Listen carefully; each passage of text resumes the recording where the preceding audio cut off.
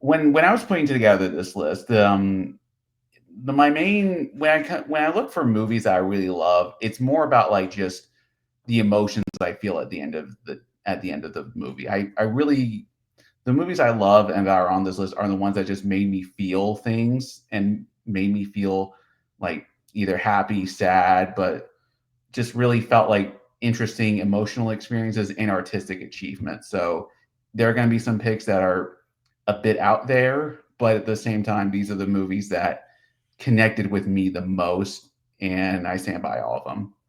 Okay, so this is Neal's top 25 movies of the 21st century there. What you got for us there, Neal? The first movie on our list is Crouching Tiger, Hidden Dragon from 2000. And this was one of the very first foreign films that ever got wide release in America and got critical accolades. And not only is it just a really great martial arts movie, one of the best martial arts movies of all time, but it's a really engaging story about personal freedom and like choosing your own destiny. You know, admittedly, these are themes that have been very present in fiction throughout all of time, but those themes combined with sort of the free flowing martial arts and just the beautiful artistry really just made Crouching Tiger just a truly one of a kind, masterful movie. And it says on the poster here, nominated for 10 Academy Awards, one of them being Best Picture. Um, Yeah, Ang Lee won Best Director for this, and it was rightfully deserved. and this lost out to Best Picture to, I'm trying to remember what it lost to. Was it Uh, Gladiator? I don't think it was Gladiator. Oh, yeah, I think it was maybe Gladiator. This was to 2000. Yeah, 2000. So I think maybe it possibly was because this was the 2001. So I think it did lose to Gladiator. But Yeah, I wouldn't have picked. I wouldn't have voted for Gladiator, but I can't. You know, it's still a respectable pick. yeah, which Gladiator is on the list of New York Times best top 100 movies there of the 21st century. So it's Yeah, in there. But That's a movie I only saw recently because like my dad loved Gladiator, and I just never got around to it for whatever reason until recently. yeah, so yes, Gladiator did win. It was nominated with Chocolat, Crouching Tiger, Hidden Dragon, Aaron Brockovich, and Traffic. Pretty solid list of movies, I think. Yeah. And this year, Steven Soderbergh won for Traffic. Okay. Yeah, yeah. So he won for Traffic there. Very nice. Okay. So that is your number one. What's your number two? All right, then my next pick is going to be this is going to come as no surprise to anyone that knows me personally. Lord of the Rings: Return of the King. The Lord of the Rings books are my favorite books of all time, and this is just a masterful achievement in terms of fantasy filmmaking and just emotional filmmaking. It's so resonant with all the characters, the journeys they go on. You know, you care so much about these characters and their journey to destroy the One Ring and what it represents. Because you know, this whole series culminating in this movie is just about is about fighting for good in a world that doesn't seem to where it doesn't seem to exist anymore, and seeing bright spots of hope. And it's just it's beautifully shot. The action scenes are incredible even to this day, and it's so heartfelt. Like the ending of this movie legitimately makes me cry every time I see it. It's beautiful. It's a beautiful work of art. Yeah. Now, only one of the Lord of the Rings movies that was on the New York Times list. It was just Fellowship. It's Yeah, tough. I mean, if I could put all three just together as a just one big movie, I would. It's tough just to pick one. that's basically how I treat it. Is like, you know, these are basically just one extremely long movie, and you know, just Return of the King is just since it's the send off. That's the one that gets the spot for me. Okay, that's your second one. What is your third one? My third one is Old Boy, the original Korean Old Boy movie. Another example, like Crouching Tiger, Hidden Dragon, it's one of the first foreign movies that got mainstream recognition in America and overseas. But it's just a really fascinating detective story about the secrets we keep from each other, whether intentionally or not, and how our past actions have dire consequences sometimes that we are just unable to predict. It's a it's a really interesting shot. It's a very well shot movie that really focuses on the dingy aspects of personal life and the societies that we live in, and it is just a real gut punch of a movie when once you finally figure out what the story is and what everything is pulling towards. It's a huge gut punch, but also a really kind of fascinating one, and it rightfully is just reviewed as an all-time classic for the detective pulp genre. You don't put the Spike Lee on there? No. No, if we ever do like a bad movie review, that would actually be a really fascinating one to do. But no, I gotta stand by the original masterwork. Yeah. Yeah, this is a masterpiece, man. We did a retro review of this old boy film here on the channel. I mean, this scene still gets, you know, played a lot in pop culture. This scene right here, the hallway fight right here. Oh yeah, it's one of the best action scenes like of all time. Like it's right up there with one of the best like just hand to hand combat scenes that's ever been filmed. Yeah. I mean, that still gets tons of references in pop culture there. Like with, that video game Sifu. I don't know if you've played that. Oh yeah, I get reference there. But yeah, absolute masterpiece of a film there. I mean, one of the few films I can go like, man, I just got nothing. I don't see anything really wrong with it. I was just like, man, I just absolutely yeah. love I legit can't think of anything I would like trim or edit or anything like that. it. Yeah. What's your number four? The next pick is Brokeback Mountain. Ang Lee back again, directing another great film, and Brokeback Mountain is just it's a really beautifully heartbreaking romance movie. It was a really poignant movie for the time it came out because that was around the time when LGBTQ issues were starting to get more like mainstream recognition. So it's an important film from that historical context, but it's also just aside from the importance of it, a beautiful love story that is just heartbreakingly tragic, not only just because of the time frame the movie takes place in, but just the fact that the circumstances of these two characters' lives, they just cannot be together, even though they are perfect for each other. It's heartbreaking. It's beautiful. It's a beautiful romance movie. Mm. Yeah. In this movie, tragic reminder there of what we lost with Heath Ledger, who was building a great resume, becoming one of the greatest actors of our time there with this movie. But yeah, he was a teen heartthrob, then transitioned to becoming a serious dramatic actor there. Of course, he won that posthumous Oscar with Joker with the Right. film. But yeah, do you think it's looking back at this now? Do you have any like, this was only progressive because it was in 2005, and now that it's 2025, maybe not so much now. I mean, in hindsight, people thought this movie was super scandalous back when it was released just because of the subject matter. But like in hindsight, it's really not as scandalous, just because society has moved on. But like even taking the social tabooness out of the equation, it's still a great romance movie just because the chemistry between Heath Ledger and Jake Gyllenhaal is so magnetic, and it's heartbreaking to watch these guys live their lives pretending to be straight. They both get married, but like they're hurting their family because they're not being true to themselves, but the society they live in won't allow that. So even if you take the historical context out of the movie's release, it's still just a really heartbreaking film to watch. And this was nominated at the 78th Academy Awards. It lost Best Picture to Infamous.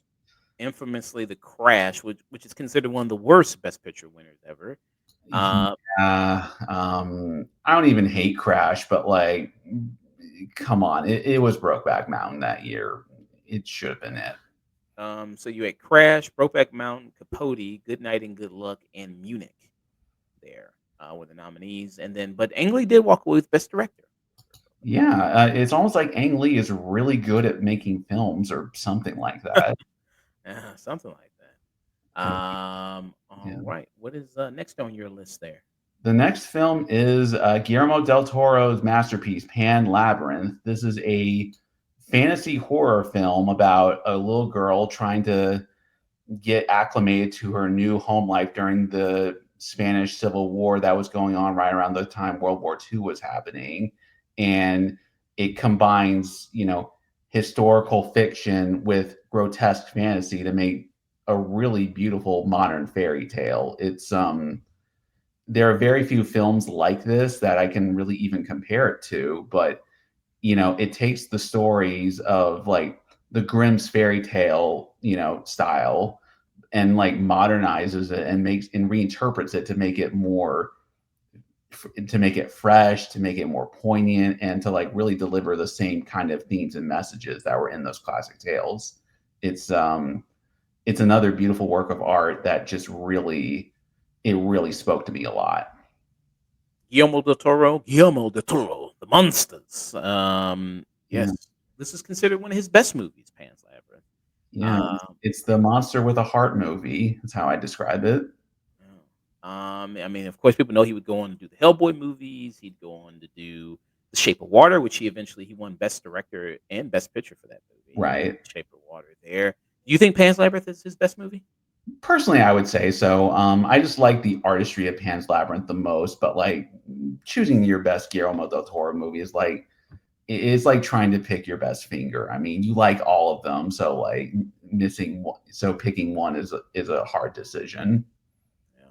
I think if I had to pick one, maybe my favorite Del Toro film is maybe Nightmare Alley. I love Nightmare. That's a good one. Yeah, Shape of Water is really good too. But yeah, I just keep coming back to the artistry of Pan's Labyrinth and just how like voluptuous the artistry is to it. Yeah. Sage, the guy you were on the show with, I think a couple days ago there on Monday show, Yeah. he hates he does not like he has this thing against he does not like to see interspecies relationships. Oh, okay. He does not like to see that. He's very, very pro. I mean, very anti against interspecies relations. It's a very tough sell, is what I will say. So, like, when you are able to sell it like Guillermo del Toro did in Shape of Water, it's a big accomplishment. Yeah. So, what's your sixth pick? All right, the next pick is going to be There Will Be Blood. This is Paul Thomas Anderson's just seminal masterwork. It's a grand epic about about the American oil business and capitalism and how it not only corrupts people but towns and societies as a whole. Daniel Day Lewis, this is one of the best performances of the century. Him as the lead role in There Will Be Blood, and you just see how malignant a monster he is because of the ultimate monster in this movie, capitalism and greed, and it's just a really resonant and just emotionally fraught depiction of how monsters come to be even through simple means, and it's just fantastic. It's great. You have Daniel Day Lewis, who people consider one of the goats, one of the greatest actors ever. I'd say just in much as he seeps into his roles, sinks into them, becomes the character there. I don't think they say nobody does it better than Daniel Day Lewis. And Paul Thomas Anderson, he's one of the few directors who's heavily represented on the list of top 100 movies of the 21st century. There, at Right. least on the New York Times list, he had The Master that was on there, and then he also had uh, what was the other movie he had on there? Punch Drunk Love. He had that on Oh yeah, all great works. I will say it was between There Will Be Blood and No Country for Old Men to pick this slot, and it was an extremely tough battle to choose which one would go on this list. But ultimately, I had to pick There Will Be Blood. there. And I'm really excited to see his upcoming movie, One Battle After Another, which is coming out this year. Yeah, that one interests me just because, like, at least from the trailers, it looks very different stylistically from what I'm used to, and I always like it when directors and filmmakers just go out of their comfort zone and just try new things. Yeah. What's your seventh pick? All right. There only one.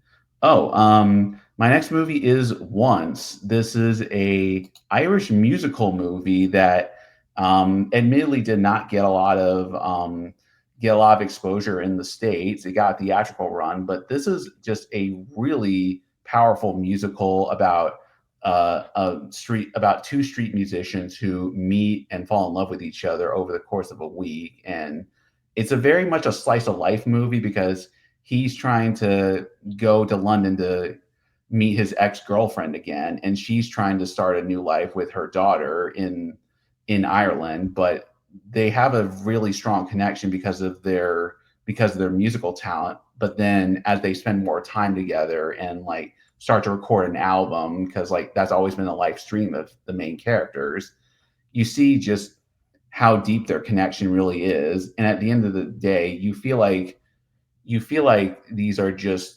really well realized characters, and just it also has one of the best soundtracks of the century. All the songs on this album are fantastic. They're performed by both the man and the woman, and it's a musical not in the style of like big Broadway stuff like Chicago or like Dreamgirls or anything like that, but it's a very humble, very engrossing, very heartfelt movie. Mm, okay. I think I sort of remember maybe hearing about this movie before, but I don't think I've ever seen it. Um, Yeah, the director John Carney would later do movies like Begin Again and Sing Street.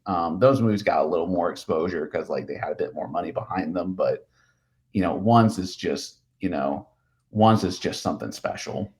mm, okay, very cool there. So once was your sixth, seventh one. What is your eighth one? That is going to be the best Disney movie that has been released this century, Wall-E. This is a sci-fi animated movie about the last remaining robot on Earth that has been abandoned by all of humanity, and him learning to. It's about him connecting with another future robot, the white robot Eve, and it's about them, their burgeoning romance, but also them figuring out what has happened to humanity and how to potentially reverse course with the disaster that has happened on Earth that has forced them to abandon. It's a really sweet movie just about characters that are just very innocent, trying to do the right thing, and they just have the main two robots, Wally and Eve, just have a very sweet connection, and is just a very delightful, heartwarming movie. There have been some good Disney animated movies over the past like several years, but Wally is still just my favorite thing that they've done in the last several years. Mm, yeah. Actually, I haven't. It's one of my blinding spots. They're a movie I should have seen in my lifetime, but I still have not seen. I've never seen Wally. Yeah, it's a really one of a kind movie. It's super different than a lot of the animated family fare that comes out, that not even just in the past, but just today. It's got a lot of really interesting thematic ideas and just such a heartwarming connection between the two main characters. You know, it's just fantastic. Mm, yeah. Yeah, you had other Disney Pixar movies. I know people say Disney animation's kind of on a decline now. We need a new renaissance of Disney animation, Right. Pixar animation. Um, yeah, is that kind of how you feel? It's on a decline. I think it kind of. I mean, I just haven't really been super interested in a lot of Disney animated projects. I mean, they've had a couple of good TV projects, like The Owl House was really good, but that was like Disney TV, not really feature film. And Pixar still makes good movies, but like none of them have been like, hold your horses and go to the theater good since like Toy Story 3, I don't think. But, Mm, if I had to give them a piece of advice, I would just be like, don't be afraid. Just let your imagination run wild. Like just try stuff, and even if it's unconventional, try it. Yeah. Yeah, I'm trying to think of, like, what was the last one I really, really, really liked? I liked, uh, what was the one with Lin Manuel Miranda? Encanto. Encanto. I liked Encanto. I thought Encanto was really good.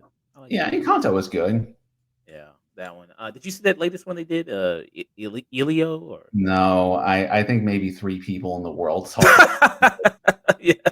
Yeah, I think so, yeah. I feel Uh, so bad. I feel so bad for that movie. That movie was sent out to die, though.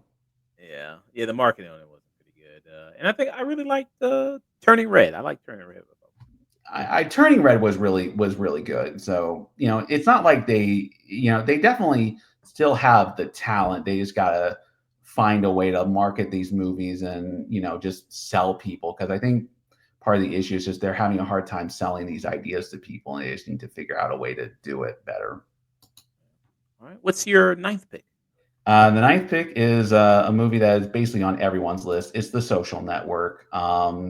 This is just this is just the quintessential biopic of the century so far. It's about the founding of Facebook. It's about the founding of a friend. It's about a friendship falling apart, and it's just about how how colossal figures are made in this day and age, and it's through technology, it's through data manipulation, it's through manipulation of people. It's a really fascinating look about into how the sausage gets made, but also just but also just the personal turmoil it takes to make that sausage, because a lot of personal betrayals happen, and it's very fascinating just because you see the ramifications of it to this day with all the issues that social media has. And it's just really fascinating to see where that all stems from, and it's just directed and written very well.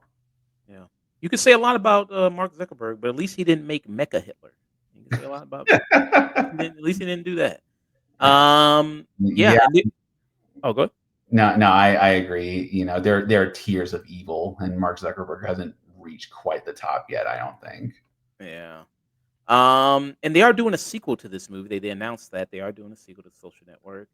Um, That sequel idea is fascinating to me, just because not only because it's so new and like relevant to today, but like a lot has changed in 20 something years since Facebook has come out. And what Facebook means and what it means to society is radically different than what it was in 2000, whenever the website came out.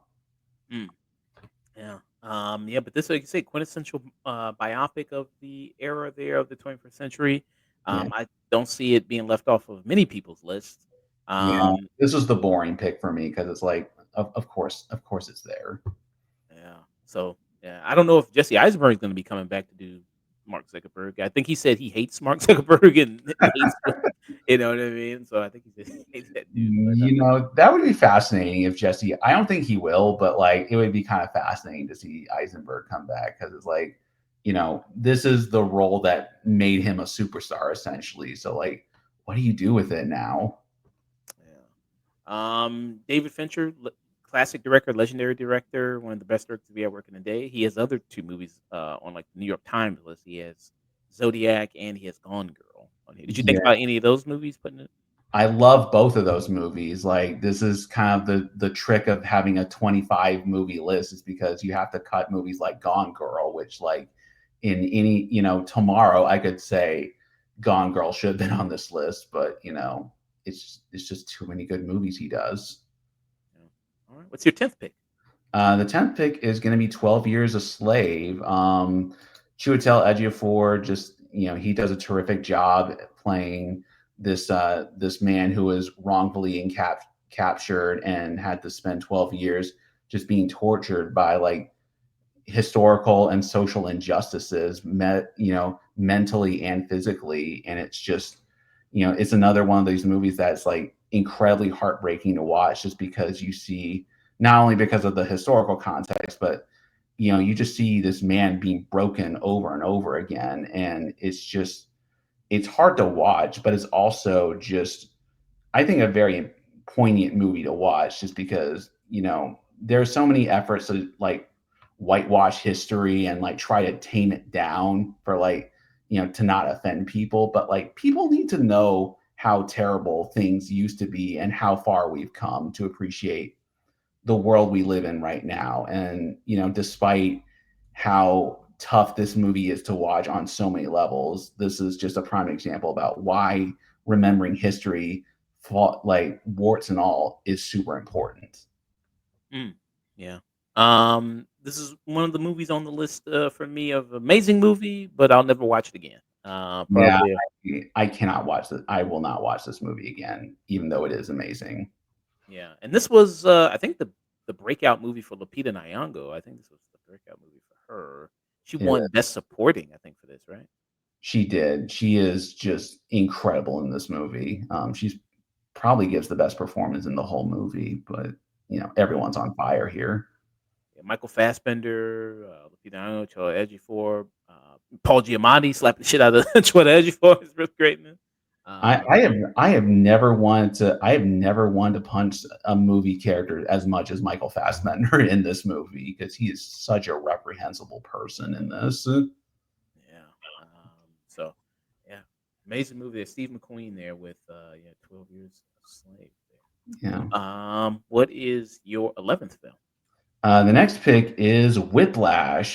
This is about Miles Teller going to, like the Juilliard of music, basically, to try to be the best drummer that ever was, only to run into J.K. Simmons, who is trying to make the next great jazz drummer through like the most dramatic and just harsh means imaginable. This is a movie about obsession. It's about characters just having one goal in mind and throwing away every aspect of their life to get it, for better and for worse. It's a really great study about how obsession just can drive people to insanity. And it's a movie that is just really fascinating to see just how these characters devolve as they go more and more towards their ultimate goals.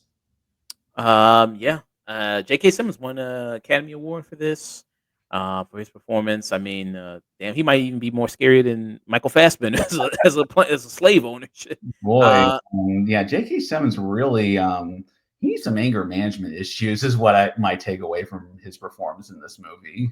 yeah. But yeah, this is yeah. I can definitely see this movie also. Yeah, if people had this on your list, absolutely can definitely say that one of the masterpiece of a movie here. Just great build up as well to this movie. Um, and amazing performances. J.K. Simmons, Miles Teller in this. Just to see just the insane drive and dedication that he has. And then also it's just one of those movies on the list of like Fight Club and The Matrix and all the other list of movies that people will see this movie and completely probably misunderstand the whole message of it there. Or Yeah. maybe it can be debated. I don't know. I mean, it definitely is open to multiple interpretations because, like, the end of the movie kind of signals one thing happening, but the more you think about it, at least to me, the more like dark and depressing the ending gets. It's like a very contradictory movie in that way, but it's a really fascinating contradiction in a lot of ways. Mm, yeah. Damien Chazelle did this. He became the new kind of golden boy, I think, after Whiplash there. He did. Um, then he did La La Land, which was or I mean Moonlight. No, La La Land. Which is gonna live in infamy for that. Oh, Uh, but he did, which I still have not seen La La Land. I still have not seen.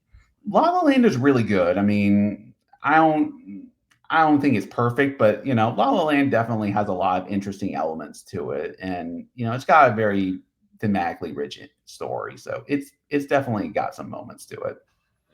Yeah. Then he also did Babylon, which I did not like Babylon. I did not. Yeah, that's one of those movies that's getting like a really big critical reappraisal. I've noticed it's sort of like the Star Wars prequels in that regard, where like enough time has passed, and like all of a sudden out of the woodwork come the people that say, "Oh man, Babylon was great. Why did everyone hate this?" So I never saw Babylon, but I'm very interested in it, just seeing the reappraisal it's gotten. Yeah.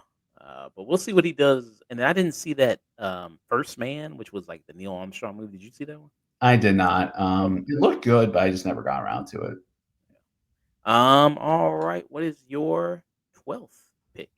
The next pick is Grand Budapest Hotel. I'm a big Wes Anderson fan, so this is sort of like the quintessential Wes Anderson movie. It's about the Grand Budapest Hotel and the wacky shenanigans that happen to the staff and the people that stay there. But more importantly, it's about just the legacy and the history that people take with them and how it passes on through time. Because there's a lot of events that pretty innocuous events that happen in the hotel that have grander meaning on a personal scale the more and more time goes on. So it's not only is it just a really interesting film to look at from a production standpoint because of Wes Anderson's art style, but thematically I really connected with the idea of like these innocuous events leading up to grander revelations, even if they're not like grand, like world events, grand personal events. And it was really fascinating to see just how all this combined to make the story, just more engaging. And Wes Anderson has a real knack for telling small scale stories like this that have a lot of punch to them. And this one had the biggest punch of them all to me. Mm, yeah. I think if if someone said recommend me a Wes Anderson movie, what's peak Wes Anderson? I think this would be peak Wes Anderson. I think this encompasses all the great things about Wes Anderson and what Wes Anderson brings to film. And Wes Anderson does have multiple entries on the New York Times list as well. He's got this. He's got Royal Tenenbaums. Yeah. And I think doesn't he have Fantastic Mr. Fox on the list too? I think that sounds about right. Yeah, both of those movies are great. Yeah. Would you say this is the best Wes Anderson film? I think he froze there. Oh, Oh, you there? yeah. Okay, sorry. Best Wes Anderson film, Budapest Hotel. I think so. It's like a virtual tie with Royal Tenenbaums, so but like slight edge to Grand Budapest Hotel just because of the artistry being more interesting to look at. Yeah. I haven't so much like this recent. I didn't like Asteroid City, Hmm. and I haven't seen the Phoenician Scheme. Actually, now thinking about the Grand Budapest Hotel, the Phoenician seems like a lot like Grand Budapest Hotel again, but I haven't seen it. But Right. I never got around to seeing Phoenician Scheme, and I'm that one albatross that liked Asteroid City. I know that's a very contentious movie in his filmography, but like I'm that guy that liked it. yeah. All right, what is your 13th pick? The next pick is going to be the movie that took 12 years to make, and it will let everyone know, and everyone will let you know it. Boyhood. Um, it's let taking the it taking the 12-year thing out of it. This is just a great slice of life movie. It's about boyhood, but also about families growing and evolving over the course of 12 years. And it's really great. It's really interesting to see how much this family changes because, not to get in too much of the story, but like real life event happens, like divorces and remarriages and, puberty and, all this stuff happens to this family. And it feels really natural. And that's what's special about this movie. It doesn't really feel like a movie. It just feels like watching a family evolve and grow up over time. And there's just a real serene beauty in that. It's not the flashiest movie by any means on this list, but it is one of the most like calming and serenely beautiful of the picks here. Yeah, because I remember this movie came out, and then a lot of people say, "Well, it's not just that good. Just people just suck at this movie because it's the gimmick of it took 12 years to make, and it's 12 years over time, and that's why it's great. That's why people are loving it." I Uh, mean, vehemently disagreed. Like even without the 12-year thing, this is just an incredible movie. I really like movies that just don't have. I like it when movies can be small and just be poignant, and this is a really great example of that. mm, yeah, I still have not seen it myself. I have to check out Boyhood there myself. Yeah. All right. So what would be your 14th pick? The next pick is the movie that put Robert Eggers on the map, The Witch. This is, I think, the best horror film of the past 25 years because it's not only just a creepy as hell movie, but it's a movie that's really about a lot of really fascinating subject matter. It's about family dynamics, it's about, feminism, it's about, the autonomy people have in their own lives when faced with familial pressures, and it just happens to be wrapped up in an insanely creepy, scary movie. Like, this is legitimately one of the scariest movies I've ever seen, and the atmosphere is second to none, and it just is engrossing the entire time. And even though there's not like a crazy monster coming at you from the bushes every second of the movie, this is one of the most lingering creepy movies you will ever see, and it's also just one of the most like thematically interesting ones as well. Mm. Was this kind of the? I think this was the first time I'd seen Anna Taylor Joy. Was this film? I think. I think did this come out? If this came out before Mad Max, then this was the first time I saw her too. Yeah. And hello, Lucky Dog Podcast. How's it going there, man? You said you're catching up with the OG Superman to listen to you all's review of it. Thank you very much. Yes, we did. Neil came on to help me do a review for it. Yeah, And he did a great job there. That yeah. was posted soon. Superman was good. I don't know what to tell you. It was good. Yeah. Yeah, so yeah, and this Jake said this was Robert Eggers, also his big breakout there. He's one of the big he brought in the modern era what they're calling art tour horror or yeah, that kind of thing there. Art house film. I would say like this and the Babadook were like the launching points of that kind of thing. Yeah, and then you got him, you got Robert Eggers, you got Ari Aster, Mhm. Jordan Peele, part of that as well there. But yeah, I kind of debated putting The Witch on my list. I put The Lighthouse instead because I preferred. I can't argue with that. Lighthouse is just amazing as well. I can't argue with that. Yeah, but The Lighthouse doesn't have Black Phillip though. Who doesn't love Black? Who doesn't? But it does have Batman and the Green Goblin arguing with each other. So who Yeah. you pick in that? Who you pick in that contest? But yeah, The Witch, man, awesome movie. Yeah, The Witch. All right, what is your 15th pick?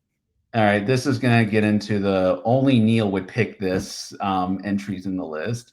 The anime film Your Name is my next pick. This is, another love story with the kind of a sci-fi twist where the premise is that the two main characters switch bodies. They don't realize it at first, but then over time they realize, oh man, I'm switching bodies with this girl from the city, and I'm swapping bodies with this boy from somewhere else. But it's a really great mix of sci-fi and romance. It's the highest grossing movie in Japanese history, and when you see it, it's really easy to tell why, because the chemistry between the two leads is great, and the way it combines their romance with a really cool sci-fi plot is super unique. Even to this day, there aren't a lot of films I can say that combine the two genres as effectively as this one. And it's just, look at this animation. It's gorgeous looking animation, and just the natural beauty just really sells the emotions, and just the ultimate catharsis that the movie has. It's something else. It's a very popcorn movie in a lot of ways, but it's a really heartfelt popcorn movie, and it deserved all the accolades it got. Mm. Yeah, I heard a lot about this. I mean, yeah, huge success there, as you mentioned there in Japan. I still had not haven't getting a chance to see it, but it's on my list there. Mm. But absolutely brilliant. But yeah, so that was your 15th pick. What about your 16th pick? My next pick is La La Land. Oh wait. I'm getting the notes here. It is Moonlight instead. So my apologies. It is Moonlight. again, I guess you're starting to notice there's a theme where like with the movies I pick, where a lot of the themes are about a lot of the movies I like are about emotional connections between people and that resonating over time and through artistry.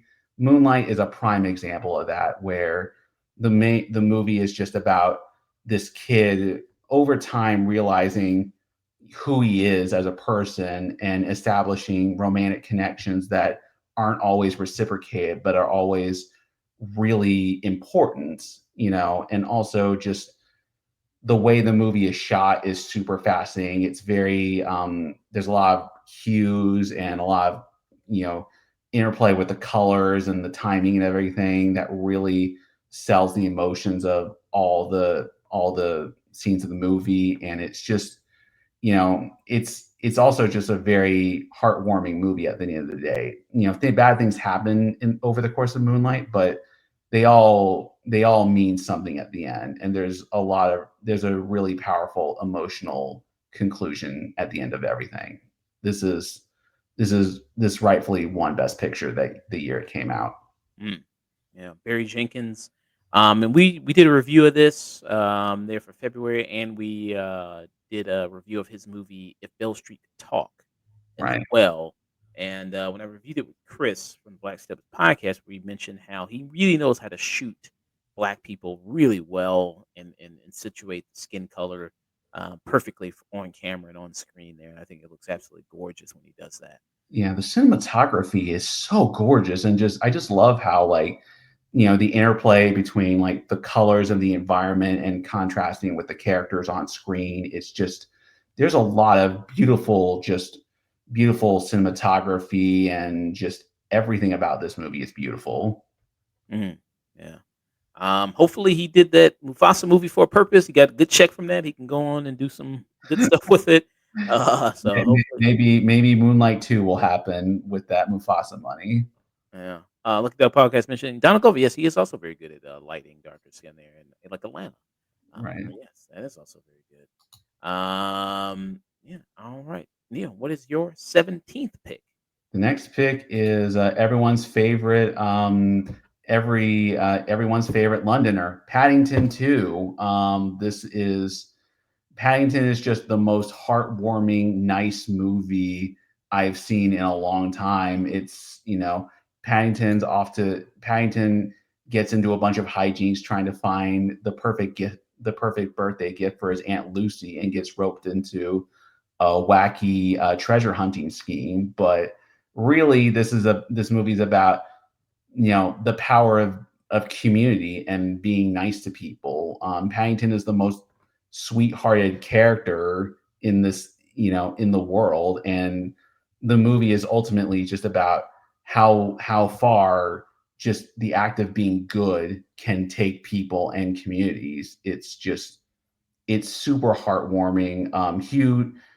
Hugh Grant is delightful as the main villain. He's this goofy theater actor who's like trying to find the treasure for personal reasons. And how good is this movie? Paddington reforms the prison system by himself by being nice and making marmalade sandwiches for the prisoners. That is the power this little bear has. Yeah. I put a Paddington movie on there on my list as well. I put the first one. I didn't know whether to put the first one or the second one. I was debating. I was like, which one do I put? Both I think are very excellent movies. Yeah. Actually, the I forgot Hugh Grant was in the second one because I was trying to think, was he in the second one or the first one? I might go back and just put the second one because I do love Hugh Grant in this one. Um, Yeah, Nicole Kidman was the villain in the first one, and she also did a really good job playing this this goofy villain in the first one. yeah, um, yeah. The third one, I don't hate the third one. I know the third one's a little lesser, but I think it's okay. I don't think it's as good as the first two, though. I kind of love the third. I love the third one as well. Honestly, I mean, part of that is just because Olivia Colman is the crazy nun in that movie, and Olivia Colman is legitimately one of my favorite actresses of all, like working today. So like any movie she's in, I'm gonna love. Yeah, but Paddington is one of the most heartwarming movies you could ever watch. Is definitely Yeah, I love that little bear. yeah. So. what is your 18th pick? The next movie is the movie that made Jordan Peele get out of the shadow from Key. Get Out. um, this is a horror film about just the everyday racism that people experience, and it's one of the most like fascinating horror films of the last several years, just because there's a lot of really fascinating subtext about what the movie really is about, but it's also just a really entertaining and engaging movie. Like, you know, while you're watching it, you really want Chris, the character, to get out of the situation, because he's in for he's in trouble, but at the same time, all the social commentary is just razor sharp. Like, there are tons of moments in this movie that have such biting satire. Like the barbecue scene where they're literally auctioning people off is like one of the most biting social satires I've seen in a long, long time. It really cuts to the core with a lot of issues with racism today, and it's also just a fantastic movie on its own right. Yeah.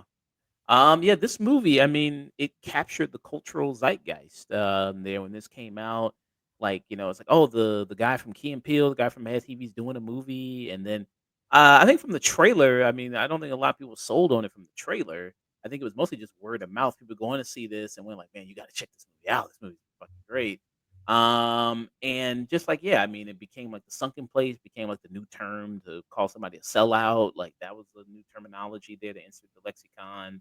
The stuff with the actual sunken place itself where he's drifting there. I, I mean, all that stuff was really excellent there. Daniel Kaluuya, this was where Americans got this first see Daniel Kaluuya.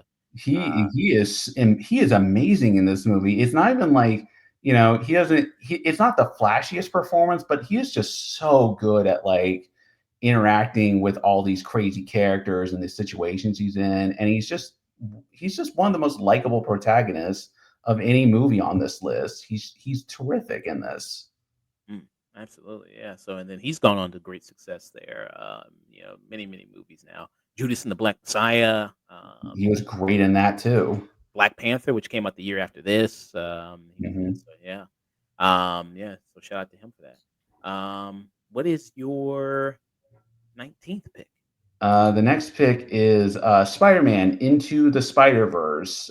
This is an animated movie that totally redefined how animated movies can be conceptualized on a big studio level. It's a very at its core, on the page, it's a very basic superhero movie, but how it is told is extremely artful. Like the way that Miles as a character interacts with all the different versions of Spider-Man, the way the scenes are composed, the way the color is used to express character emotions and thematic emotions as well, is just second to none. It's one of the most cleverly animated and constructed movies I've seen in a long time, and it uses the animation and the medium of animation to perfection to tell its story. It's one of the cleanest told stories in an animated movie that I can think of, and it just uses every trick in the book to do it in the most effective, artful, and engaging way possible. This is a hell of a movie, and the only reason that Across the Spider-Verse is not on this list instead is because we don't have the third part yet. Mhm. This was on my list as well when I put together. I was surprised to not see it on some. It was on the readers list when New York Times had the readers list. They did put this on here and vote for this one. But yeah, I mean, the animation. I mean, this became like you see a lot of people replicating this animation style now and some other animated things. This definitely all these different animation styles coming together. It's even bigger in the second one. Them animators, they don't see their families. You know what I mean? They're chained to the desk. Right. And it was all worth it not to see their families. It was a great movie. Hey, we love that. We love those crunch hours those people put in for our amusement. you know, but yeah, I mean, definitely one of the definitive. I think one of the greatest animated movies that we've had. in the last 25 years. Absolutely. It uses the animation medium to such perfection. Like I'm still at awe at the stuff they do in this movie. Yeah, and this one best animated feature, is, I think, didn't it, or did it? Yeah, Yeah, it won Best Animated Feature the year it was nominated. yeah, yeah. So good for this movie. Yeah. But yeah, absolutely love Spider-Man Into the Spider-Verse. Now, your next pick here, Oh yeah. at 20. That's going to be Parasite is a movie that is on everyone's list, so it's kind of boring in that regard, but it's a masterwork. This is Bong Joon Ho's best movie. This is one of the best social commentary movies I have ever seen. It's about class warfare. It's about the haves and the have-nots, and it's just about the tension that exists between like the different sectors of society that we acknowledge and ignore. It's one of the not only is it just a great, not only is the cast great, and the characters are just very fully motivated and thought out, but the story is very poignant. It's one of the sharpest movies that is you will see in a while, and is just it's perfect. This is one of the very few movies I can say is basically flawless from start to finish. Mm, yeah. This was number one on the New York Times list. This was number one on quite another list there of best movies of the 21st century. I there was like this dumb controversy with this movie that came out when it won Best Picture, and it was like, why are Oh, you letting a foreign movie win Best Picture? You know what I mean? Like, what's going on with there? But yeah, why did it beat Joker for Best Picture? But yeah. But this is an amazing movie. Bong Joon Ho, people know Bong Joon Ho from other things. Snowpiercer as well. He just had a movie come out, Mickey 17. He also the host Mothers also says there. I haven't watched those other movies, but I hear they're fantastic. oh Uh, boy, the host and Mother are lights out good. Like Mother could have been on this list if I had like you know 50 picks. Mother would have been on this list for sure. yeah. So I have to check that out. How'd you like his latest movie, Mickey 17? It's kind of seems like it's divisive, or it's kind of his weakest movie. It seems like for some people. I was not the biggest fan of Mickey 17, unfortunately. It was just doing too many things and couldn't focus on what its actual strengths are as a movie. It's like, Mm, it had enough ideas for like three movies, but when you try to put them into one, that just is not that's not the cleanest movie. mm. I'm interested to see what the rest of your list is going to be. You got Parasite here at 20, so I'm interested to see what's going to end up being the rest of your list here. All Uh, right. So this next pick is the ultimate. Only Neil would pick this movie. yeah. Is Evangelion 3.0 plus 1.0 Thrice Upon a Time. Okay.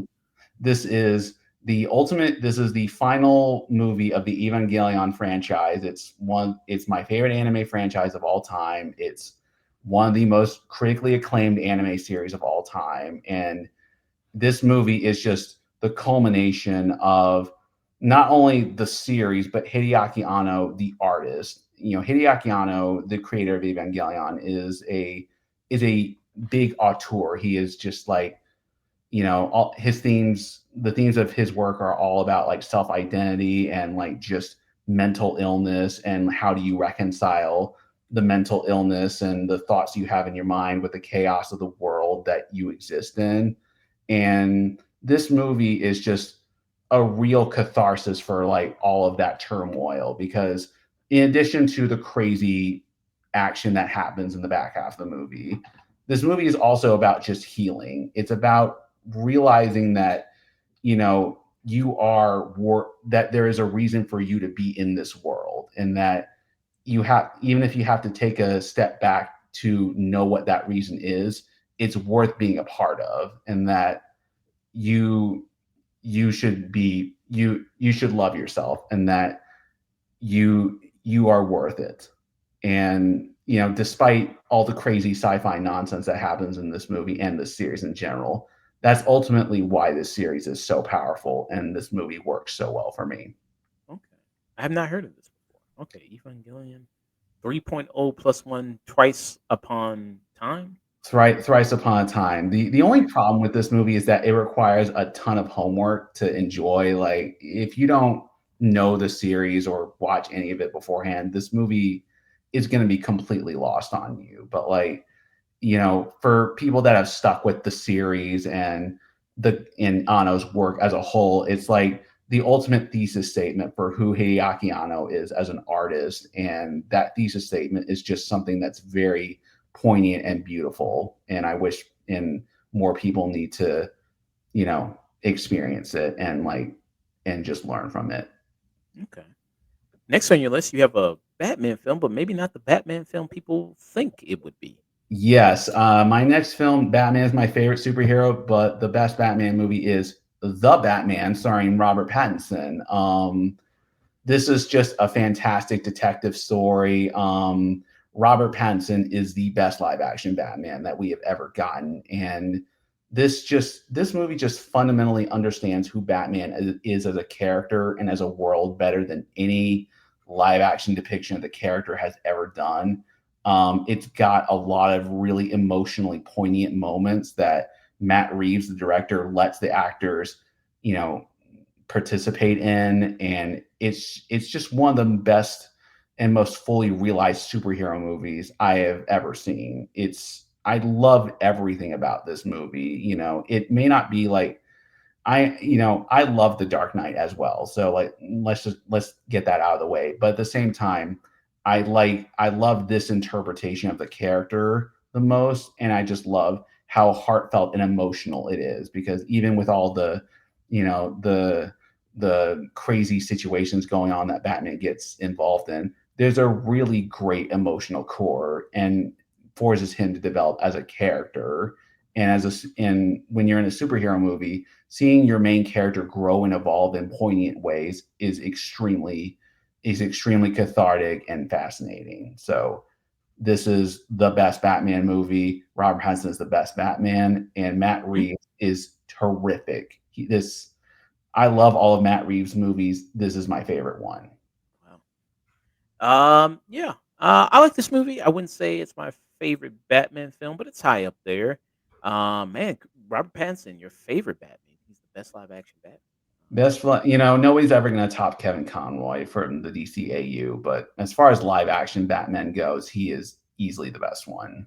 Yeah. And they did finish the script of Batman 2. They finally did. They finally finished the script. Finally, like, good lord, what took so long? Hey, perfection takes time, man. Perfection takes that time. You know, Uh, I know, but I'm not a very patient person, so like I was just like, Matt, come on, just turn the script in. and I guess what James Gunn is planning on doing, I guess he's going to keep this separate. I guess DC Black Label or Red Label, I guess is what they're calling it.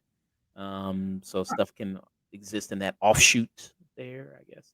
I would actually kind of like to see the Gunverse not have Batman for a while. Like, I think it would actually be kind of a fun challenge to make a DC universe without Batman for a while. Like, make people make movies about like Wonder Woman and Supergirl and like Green Lantern and stuff like that. Like, have them play with other toys in the DC universe besides Batman all the time.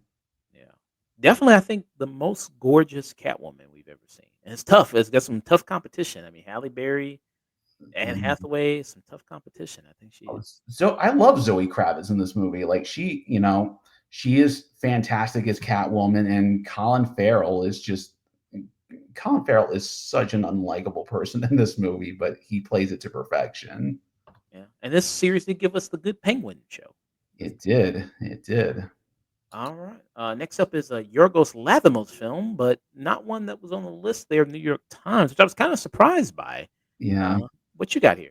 I have Poor Things. Yorgos Lanthimos has turned out to be one of my favorite filmmakers working today, and literally every movie I've seen of his is a 5 out of 5 movie. Poor Things just happens to be the best one because it takes like Lanthimos is known for being a very weird and surreal guy in a lot of his movies, but Poor Things takes the surrealness and applies it to a more personal story, and that makes it more resonant than I think a lot of his other movies are to some people. Because the journey Emma Stone goes on in this movie of self actualization in this surreal landscape that she finds herself in is just it's really fascinating, and the artistry is just second to none. It looks like you're it look the movie looks like a Salvador Dali painting. It's just one of the most gorgeous looking movies I've seen in the last several years. And the artistry really just sells the personal growth of this character as well as the growth of, everyone in this movie. It's a gorgeous piece of art to look at, and it's a really great one to engage with because the character writing is just so on point. And Emma Stone is this might be the best performance Emma Stone has ever given in a movie. Yeah. Yeah, I mean, scenes like shots like that, I mean, gorgeous. Shots like this scenery there. It's really great. The set design is really amazing with this. Production design of it is really great. Uh, I love Mark Ruffalo in this movie. He's hilarious in this movie. Yeah, Mark Ruffalo is such a pathetic loser in this movie, but he plays it to perfection. But yeah, Yeah. the And Lanthimos is just Lanthimos is lights out every time he's behind the camera. And this was my first Lathamos movie. I'd heard about him before, but this was my first time ever watching one of his movies. Very much impressed by it. Loved it a lot. Do you think that?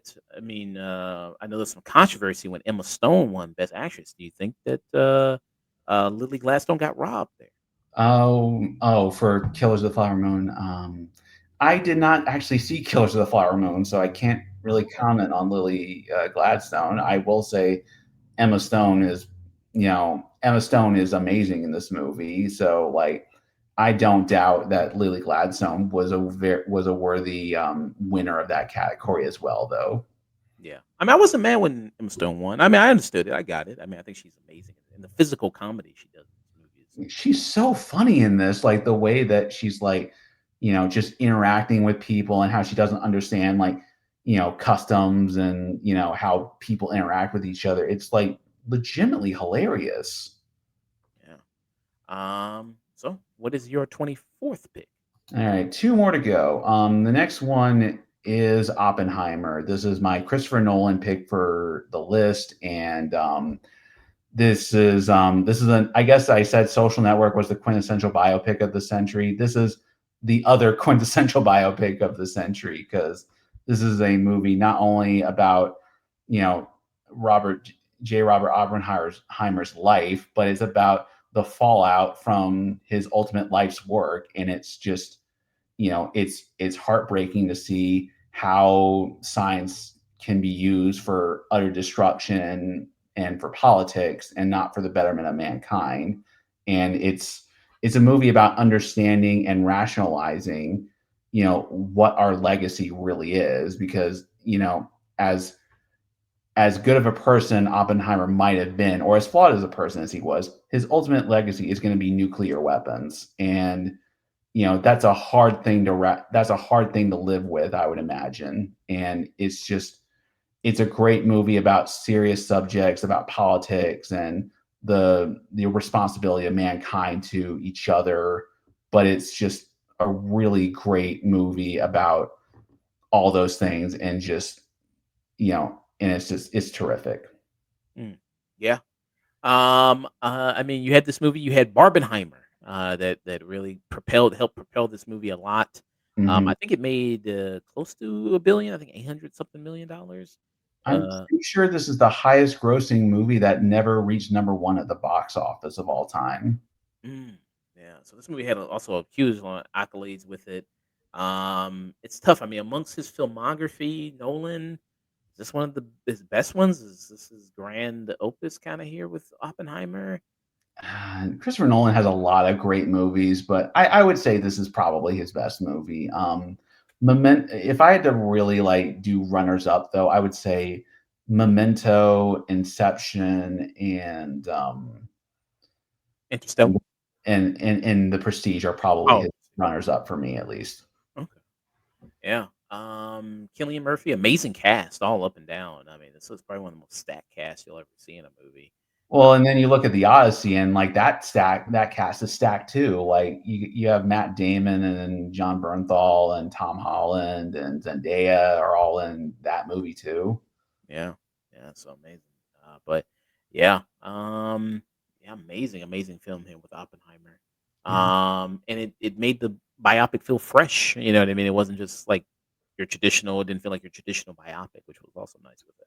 Well, I think part of the reason that it works as a biopic so much better than a lot of ones is just the fact that it focuses on a particular idea and moment in Oppenheimer's life. It doesn't try to say like, oh, well, this is where he found out he liked science when he was like in preschool or whatever. Yeah, there's no moment he's playing like with a ball in school and then threw it down and everything exploded. He's like, "Oh, I get it now." Yeah, like I don't know. I think biopics just work better when they're more focused about like a particular moment in a person's life and what that moment says about them. And this does a lot of this says a lot, given the heavy subject matter of it. Mm. Yeah, I know James Cameron. He recently came out and said like the movie's a cop out because it didn't show the fallout from the atomic bomb. What do you think about that? Yeah, I don't really know. I don't agree with that. I mean, I don't think you need to be if you need to be told nuclear war is bad. I don't know what to tell you, but I thought it did an effective enough job with what it did. Yeah, I didn't say that. But if people want to go check out the article, check out the And article right here. Guardian did. if nothing else, it's an interesting perspective. I mean, I may not agree with it, but it's an interesting perspective. Mm, All right. Your last movie.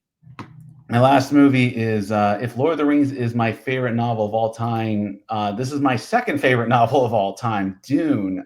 Dune Part Two is my last pick, and right up there with Lord of the Rings. This is one of the best book to film adaptations of all time. It really Denis Villeneuve really understands what makes Dune as a book fascinating because it's about structures of power and how those structures corrupt people over time. So because you see Paul Atreides go from a wide-eyed, innocent young man to be a galactic conqueror, and through and he goes on this journey, because of his own decisions, but also because of the structures of power that led him to it, whether it's the empires that he's born into, the religion that he is introduced to, or the war that he is like forced to participate in.